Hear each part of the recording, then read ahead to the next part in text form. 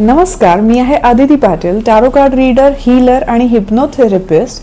तर Kim Krans यांच्या wild unknown pocket archetype डेकचा अभ्यास करत असताना, जर्नलिंग करत असताना माझ्या मनात एक विचार आला की याच्यावर व्हिडिओ सिरीज का बनवू नये. म्हणजे माझी स्वतःची सुद्धा रिव्हिजन करण्यासाठी किंवा लोकांना सुद्धा त्याचा अभ्यास जर करायचा असेल तर त्यासाठी त्याचा खूप उपयोग होईल.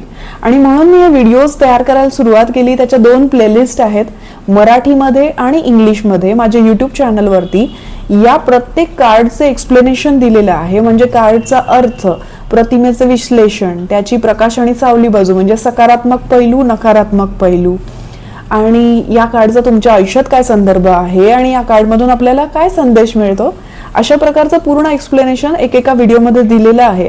आणि अशी प्लेलिस्ट बनवलेली आहे की त्या डेकमधल्या सगळ्या कार्डचं एक्सप्लेनेशन त्यामध्ये असणार आहे. तर दुसऱ्यांना अभ्यास करायचा असेल या पर्टिक्युलर डेकचा तर ते त्या प्लेलिस्ट बघू शकतात. आणि मला स्वतःलाही रिव्हिजनसाठी त्याचा उपयोग होणारच आहे. तर जर्नलिंग करण्यासोबत ही व्हिडिओ सिरीज मी बनवलेली आहे. आणि आता आज आपण बघणार आहोत एक नवीन कार्ड. तर चला बघूया. आज आपण किम क्रान्स यांच्या वाइल्ड अनोन आर्केटाइप डेकमधून द वाव हे कार्ड बघणार आहोत. या कार्डचा अर्थ, प्रतिमेचे विश्लेषण, त्याची प्रकाश आणि सावली बाजू म्हणजे सकारात्मक आणि नकारात्मक पैलू, या कार्डचा तुमच्या आयुष्यात काय संदर्भ आहे आणि हे कार्ड आपल्याला काय मेसेज देते, काय संदेश देते, हे आज आपण बघणार आहोत. तर द वाव म्हणजे वचन, शपथ, कमिटमेंट आणि आपल्या शब्दांची शक्ती. हे कार्ड आपल्याला आठवण करून देते की आपण जे बोलतो, जे ठरवतो किंवा स्वतःशी मनोमन वचनबद्ध होतो त्याचा आपल्या आयुष्यावर खोल परिणाम होतो. काही वचने आपण जाणीवपूर्वक देतो, जसे की नातेसंबंध, विवाह, साधना किंवा एखाद्या ध्येयासाठी केलेली बांधिलकी. तर काही वचने नकळत तयार होतात, जसे की मी पुन्हा कोणावर विश्वास ठेवणार नाही किंवा मला नेहमी सगळ्यांना खुश ठेवावं लागेल.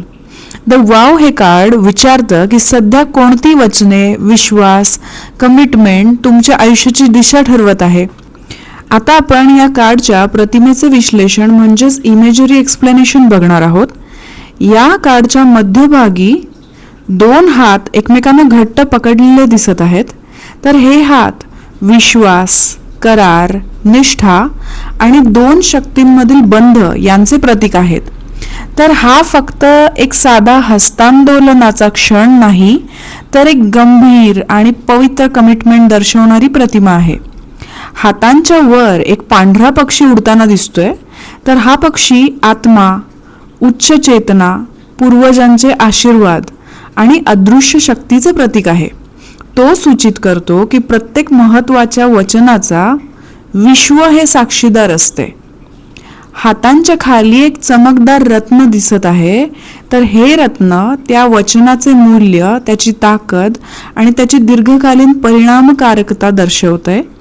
मध्यभागातून बाहेर पसरणाऱ्या किरणांसारख्या रेषा दाखवतात की एक वचन किंवा एक निर्णय संपूर्ण आयुष्याची दिशा बदलू शकतो आणि त्याचे परिणाम दूरपर्यंत पसरू शकतात. आता आपण या कार्डची प्रकाश बाजू म्हणजे सकारात्मक पैलू बघणार आहोत. जेव्हा तुम्ही कार्ड स्प्रेड करता किंवा डेक शफल करता आणि कार्ड सरळ येते तेव्हा हे प्रकाश बाजू दर्शवतात, म्हणजे सकारात्मक पैलू दर्शवतात. तर हे काय सांगतात? जेव्हा द वाव सकारात्मक स्वरूपात प्रकट होतं तेव्हा ते निष्ठा, प्रामाणिकता आणि समर्पण दर्शवतं. तुम्ही तुमच्या शब्दांना किंमत देता आणि दिलेली वचनं पाळण्याचा प्रयत्न करता.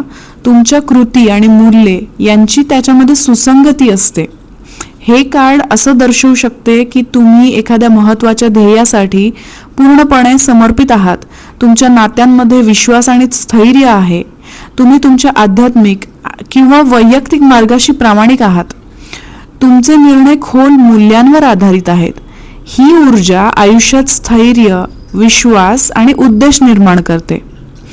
आता आपण या कार्डची सावली बाजू म्हणजेच नकारात्मक पैलू बघणार आहोत. जेव्हा तुम्ही कार्ड स्प्रेड करता किंवा डेक शफल करता आणि कार्ड उलटे येते, रिव्हर्स येते, तेव्हा ते सावली बाजू म्हणजेच नकारात्मक पैलू दर्शवते. जेव्हा द वाव सावली स्वरूपात प्रकट होते तेव्हा ते जुन्या, कालबाह्य किंवा त्रासदायक वचनांकडे लक्ष वेधून घेते.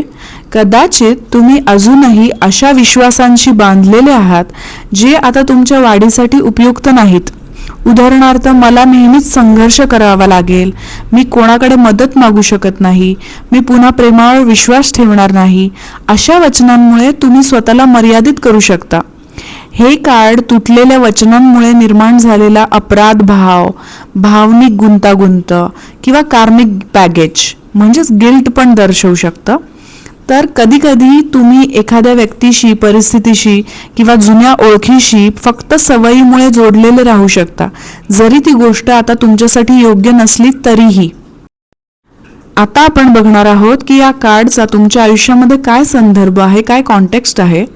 जर द वाव तुमच्या रीडिंगमध्ये आले असेल तर सध्या तुमच्या आयुष्यात कमिटमेंट, निर्णय किंवा कार्मिक ॲग्रीमेंट्स यांच्या संबंधित महत्त्वाचा टप्पा सुरू असू शकतो.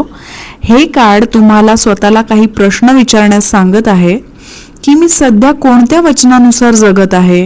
ही कमिटमेंट अजूनही माझ्या खऱ्या स्वभावाशी जुळते का? मी भीतीशी लॉयल आहे की सत्याशी लॉयल आहे? कोणत्या गोष्टीसाठी माझ्या पूर्ण समर्पणाची गरज आहे? असे सगळे प्रश्न तुम्ही स्वतःला विचारा. कधी हे कार्ड नवीन नातेसंबंध, विवाह, व्यावसायिक भागीदारी किंवा आध्यात्मिक मार्गाची सुरुवात दर्शवतं, तर कधी ते जुन्या वचनांना प्रेमाने निरोप देण्याची वेळ आली आहे असंही सूचित करतं. तर या कार्डमधून आपल्याला काय संदेश मिळतो, काय मेसेज मिळतो, हे आता आपण बघणार आहोत. तुमचे शब्द आणि तुमची वचने यांमध्ये तुम्ही समजता त्यापेक्षा जास्त शक्ती आहे. तुम्ही स्वतःला, इतरांना आणि विश्वाला कोणती वचने दिली आहेत याकडे बारीक लक्ष द्या. जे कमिटमेंट अजूनही तुमच्या आत्म्याशी जुळतात त्यांना पूर्णपणे, प्रामाणिकपणे जपा. पण जे वचन फक्त जुन्या भीती, वेदना, मर्यादांमधून निर्माण झाले आहे त्यांना आता प्रेमाने मुक्त करण्याची वेळ आली असू शकते, हे तुम्ही लक्षात घ्या. आणि एनर्जेटिक कॉन्ट्रॅक्ट्स, द वाव्स कॅन्सल करायची वेळ आली आहे, हे लक्षात घ्या. द वाव तुम्हाला आठवण करून देतं की नियती अनेकदा त्या क्षणी बदलायला सुरुवात करते जेव्हा तुम्ही तुमची निष्ठा आणि समर्पण योग्य दिशेला देता. तर हे कार्ड तुम्हाला कसं वाटलं? तुमच्या आयुष्यामध्ये अशी काही वचनं तुम्ही घेतली आहेत का? किंवा कोणत्याही प्रकारचे एनर्जेटिक कॉन्ट्रॅक्टमधून तुम्ही जात आहात का? वाव्समधून तुम्ही जात आहात का? तुम्हाला काय वाटतं? तुमचे जे काही एक्सपिरियन्सेस असतील ते तुम्ही कमेंट बॉक्समध्ये सांगा. आणि हे विश्लेषण जर तुम्हाला आवडलं असेल तर व्हिडिओला नक्की लाईक करा, चॅनलला सबस्क्राईब करा आणि बेल आयकॉन दाबायला विसरू नका. आणि व्हिडिओ बघण्यासाठी धन्यवाद.